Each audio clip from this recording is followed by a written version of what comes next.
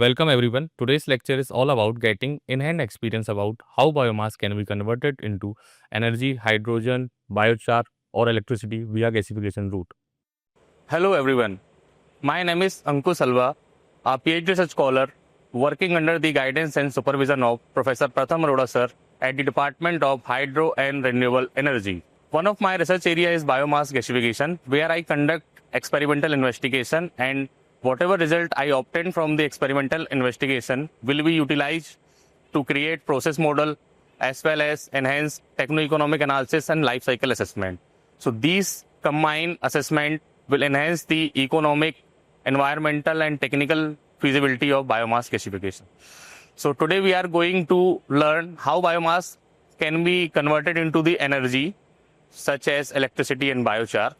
So here we have Biomass Energy Lab, where we convert biomass into energy with the help of process, gasification and torrefaction.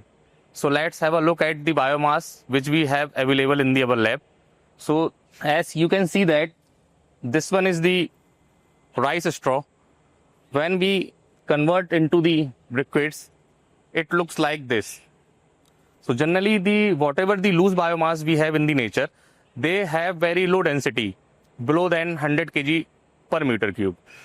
When we have the low bulk density, that means it will require a huge amount and huge volume to store the biomass, as well as it will increase the transportation cost. Also, they have very low flowability because they have very high angle of repose. So that's why it is recommended to convert them into the briquettes or pallets or shredding, so that their density can be increased, as well as the flowability and the transportation and handling characteristic. So after that, these are the pine needles. In USA and Europe, it is generally called as pine straw.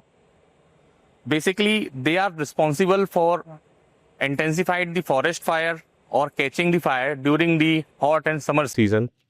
Every year, a huge amount of forest has been burned by these pine needles. So generally, why they burn? Because it has high calorific value, around 18 to 20 megajoule per kg. Also, they have higher amount of resin, which intensified or catch forest fire even at a low temperature. So this one is in the right hand. You can see that these are the needles. So here we have shredded the pine needles, because in the raw pine needles, it's very difficult to operate them in the gasifier. So here we are two routes to compare which route is feasible. So in the right hand side, you can see that these are the pellets which are made from the pine needles. So what is the basic difference between the two densification processes? This one has the density around 100 kg per meter cube, and they have the density more than 400 kg per meter cube. So there is one more species that is called the invasive species around the world. This species is more dangerous because it resists the growth of other species around them. So generally, these are the stem of the lantana camera, which can be also utilized as an energy feedstock. It also creates one of the revenue source for the forest department, because whatever the electricity or biochar we produce from these lantanas stem, that can have the revenue value. Each year, the pine needles are fallen on the floor, and they have the length around 10 to 15 centimeter long, and they have very low bulk density, around 30 to 40 kg per meter cube, which is very difficult them to operate in the gasifier. That's why generally shredding is done to increase their flowability as well as the density. Basically, in the gasification, we generate two gas whenever we utilize biomass. First one is the hydrogen, second one is the carbon monoxide. It is also a comparable route to produce the hydrogen from biomass, as we have a vast amount of biomass in India, around 230 million tons of biomass surplus available in the India, which can produce a lots of amount of hydrogen. Also, if you see the other route, that is called electrolyzer, an instrument or machine that is utilized to split the water into the hydrogen and oxygen. In the future perspective, we are already aware that we have the limited amount of water in the earth as well as in the India. So also currently the researcher have been looking out to produce the hydrogen from biomass, because it can produce around 10 to 20% of hydrogen from the biomass by volume basis. Now let's have a look how shredding process is done in our lab. In this process, searing action of blades makes possible the size reduction of biomass along with sieve, which help us to obtain desired size output. Now we will proceed to see what gasification setup which we have in our lab. So this one is the reactor where the gasification process takes place.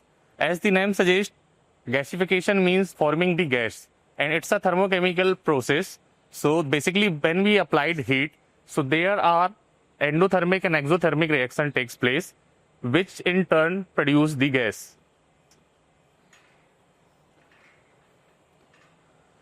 So this one is the biomass feeding system where we feed biomass with the help of bucket.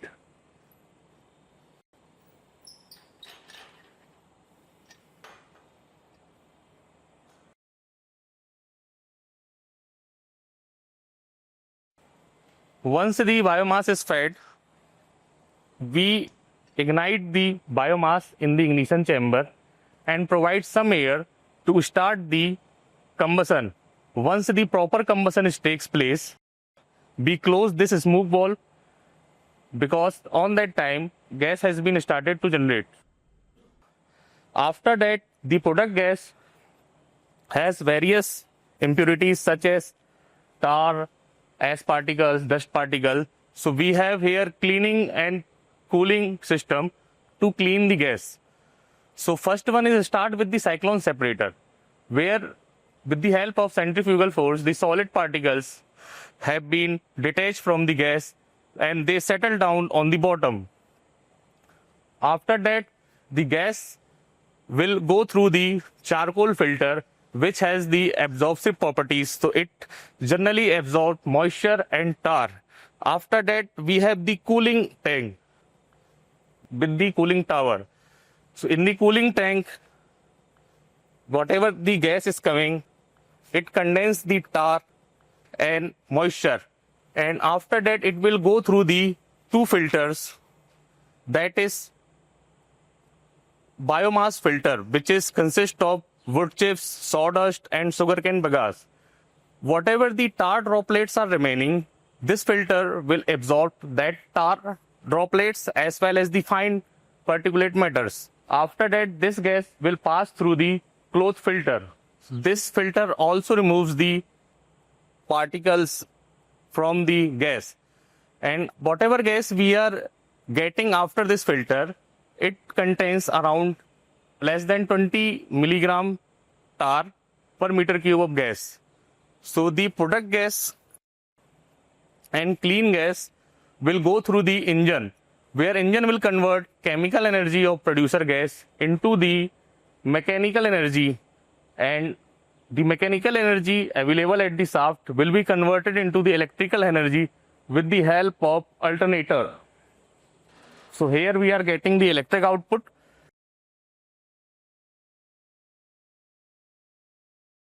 Along with the electricity, we are getting the biochar as a byproduct. It generally contains calorific value more than 20 megajoule per kg. To obtain the temperature profile of the gasifier, we have fitted several thermocouples here at the some interval distance so that the identification of zone can be visualized. First one, this one is thermocouple temperature, generally indicate the drying zone temperature. After that, we have two thermocouples which are indicating the temperature of pyrolysis zone. After that, we have the two temperature which are indicating the oxidation zone. In the last, we have the one thermocouple which indicating the temperature of reduction zone. Here we can see that on the drying zone, whenever we feed the biomass, it generally evaporates the moisture from the biomass. It's a physical process, and this process facilitates the decomposition of biomass in the later stage. After that, we have the pyrolysis zone, where the thermal decomposition of biomass has been started, and this biomass will convert into the three products: solid, gas, and liquid.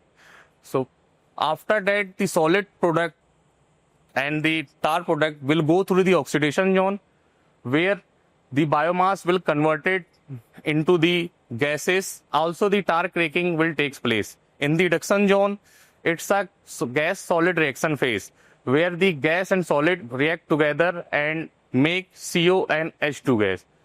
Generally, here we are conducting the air gasification. So the general range for biomass gasification, the producer gas contain around 15 to 20% of carbon monoxide, 10 to 15% hydrogen, CH4 1 to 5%, and CO2 around 5 to 15%, and rest is nitrogen. Once the biomass has started burning, generally we leave smoke for 10 to 15 minutes so that a reaction bed can be prepared, as well as it will enhance the uniform heating throughout the zones. So here you can see that smoke is leaving from this wall, this pipe. So generally it leaves 10 to 15 minutes. After that, once it reaches the temperature, we close the smoke ball, and after that 2-3 minutes we receive the product gas, and there is one checkpoint that we will see later. So whatever the tar condense here that come down with the flow of gravity through the pipes, and it will accumulate in this tank, and we can take out whatever the tar condense here through this pipe. Here you can see that we are collecting the tar in this bucket. Also, we can check from this point if the gas coming or not. So right now no ignition is there. That means the gas is not have the enough calorific value right now. But after the 2-3 minutes, we will again light up and check when the gas is coming or not.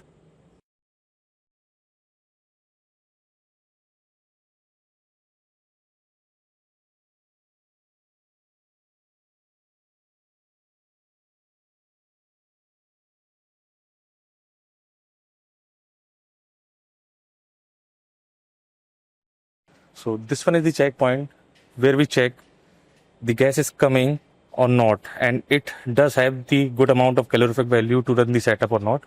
So just we light up the lighter, and here you can see that the whole flame is coming. Here you can see that we are having the blue flame. That means it does not contain any impurities or tar.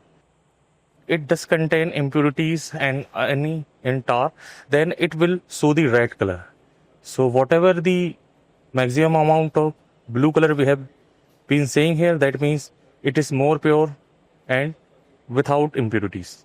So here we can see that only the red flame is coming. That means it does contain a lot of impurities as well as the tar.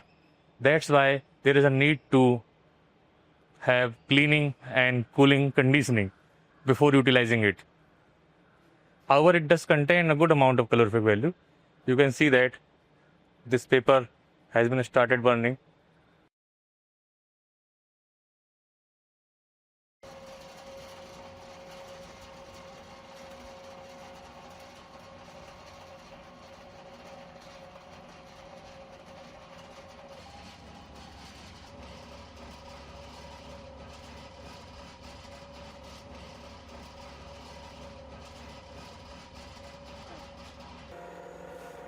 Here you can see that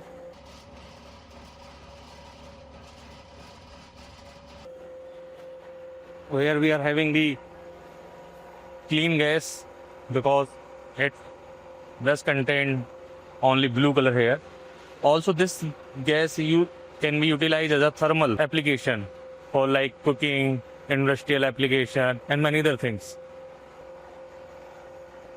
So the gas coming from the gasifier, it has the multiple application from the hydrogen production to the thermal application and to the electricity generation.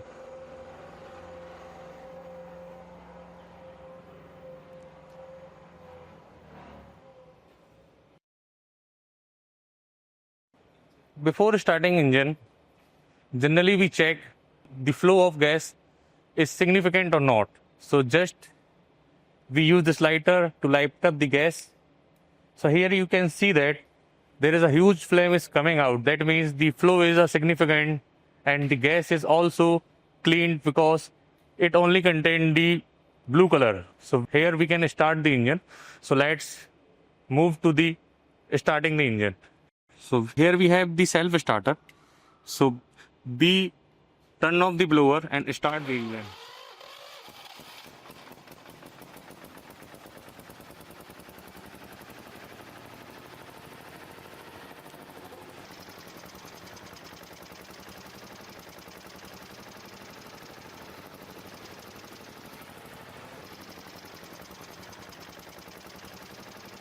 Here you can see that when I turn on the switch, fan will be started. Also, we are producing the electricity and utilizing it. So here we have a control panel which contains a 10 500 watt electrical rod to change the electric load for the gasifier.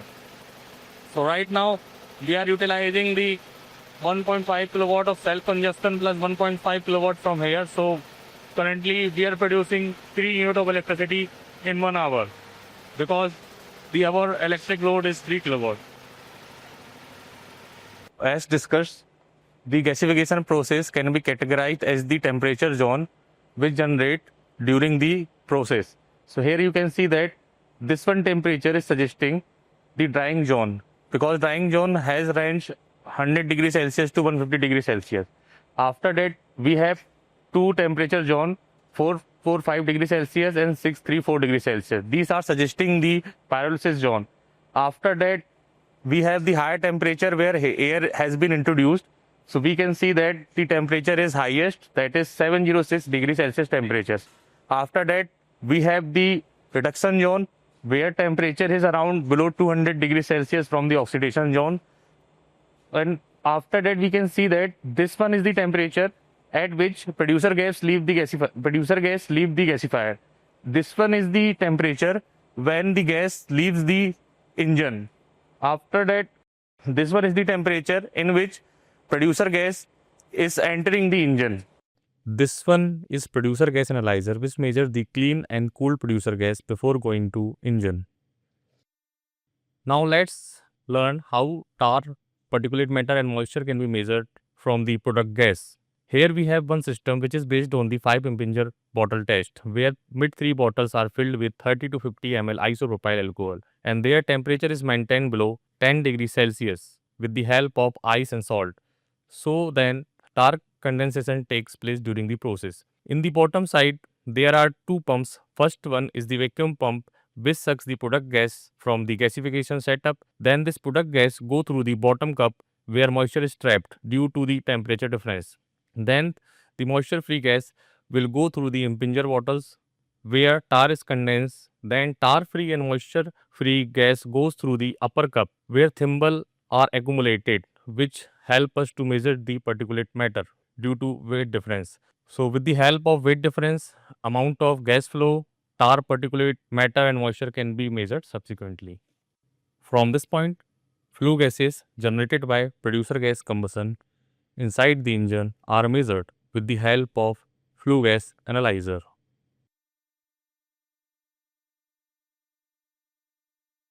This one is vent type anemometer used to measure gas and air velocity at various points. So this one is how much air velocity is going inside the engine.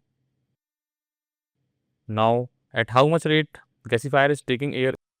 And the last, the leaving velocity of exhaust, or we can say that flue gas leaving velocity. So in this video, we can see that how biomass flows during the operating conditions. So here you can see that this is the problem which generally happens with loose biomass. That is called the channeling. Sometimes bridging is also happens. Now let's have a look how biomass burning take place inside the reactor. However, it is not recommended to perform these type of thing because it is not safe.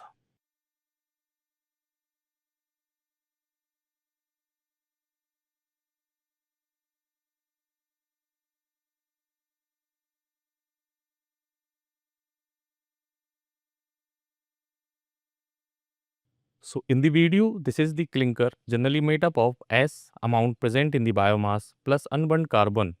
Together these problems happen when biomass is having the S content more than 8%.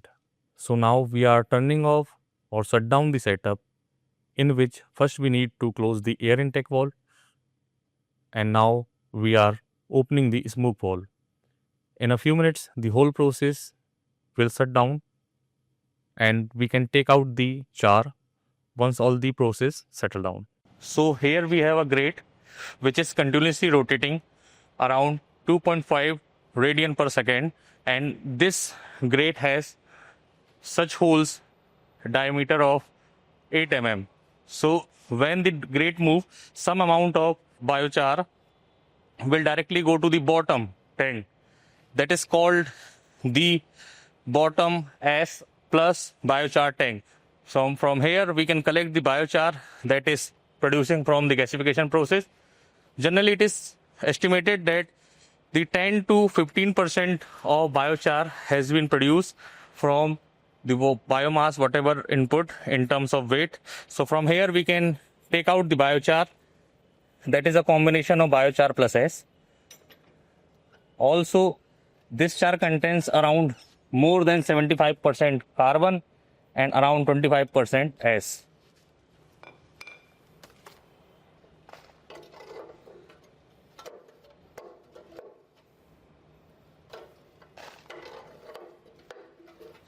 Currently the tar is very hot. Here you can see that this blackish amount is biochar. So generally it contains around more than 70% of carbon plus some amount of S. Generally we take biochar after the hot gas has been cooled down, because it's very dangerous to take out the biochar at this time. So right now we are closing it, and for the general purpose we generally take out the biochar from it. We just turn off the engine and the reactor. That's why some gases have been coming out. Otherwise all the things will be settled down to the bottom, and also there will be no reaction take place if we shut down the system.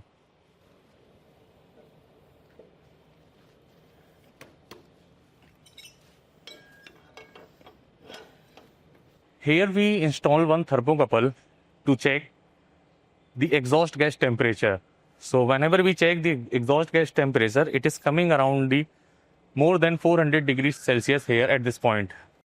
But when it goes down to here, obviously there would be a temperature drop. However, this temperature is very sufficient for the drying the biomass. Suppose if you have the biomass having moisture content more than 10 to 20%, so here you can put the biomass. Once the setup has been running, the hot gases that will pass through this, they will dry this biomass. So whatever the biomass you will get, that would be less than 10%. And again, here you have a batch for utilizing in the gasifier. So hello friends, hope you had a nice experience going through the exciting world of biomass gasification. We wanted to show you some experimental stuff to make you better understand what the process of gasification looks like in reality, how the operations are happening. So what we basically showed you was the different types of biomasses that are available. Of course, this was a very small subset ranging from pellets of rice straw or pine needles, which are a menace. Also, we showed you lantana, which is a big problem for the forests in India. It is said like 44% of the forests in India are infested because of this one species. So we have to do it with some biomass, and what can be a better way to convert that into energy? Of course, the traditional way has been to convert this into electricity using this gasification process. So this is what the gasifier that you see in the background also does. But the opportunity is that this gasifiers could also be refashioned for producing a gas that is rich in hydrogen. So as has been explained very nicely by Ankush, the operation of the gasifier. So this gasifier is currently operating in the air gasification mode, which means air is used for the gasification. But if we can supply a mixture of steam and oxygen, as we have learned in the course, the gas that we will get will be having much more hydrogen. So currently the hydrogen, as you saw in the syngas analyzer, was roughly around 10%. This percentage could be as high as 40 to 50%. and could be used for production of worthwhile hydrogen, which could be used for downstream applications. So this is where we want to show you the application of technologies like this, which are different from electrolysis, which could be sustainable in a country like India, which has a lot of biomass. So what typically happens is we feed it from the top. There's a huge temperature difference. Different zones are created. We get a gas that is rich in hydrogen. If I go with oxy-steam gasification, the percentage could be as high as 40% for hydrogen, whereas in this air gasification, the percentage of hydrogen is going to be around 10%, another 20% for carbon monoxide. But we can increase that with the help of oxy-steam gasification. After cleaning this gas, you can go through a water gas shift reaction and a CO2 removal step to get almost pure hydrogen. So this is a pathway in which the government of India is also very interested, and there's a lot of research going into this particular field. So this particular session was basically organized to make you understand the operation of the biomass gasification process and to help you better visualize this process. With this, we end the current session. Thank you.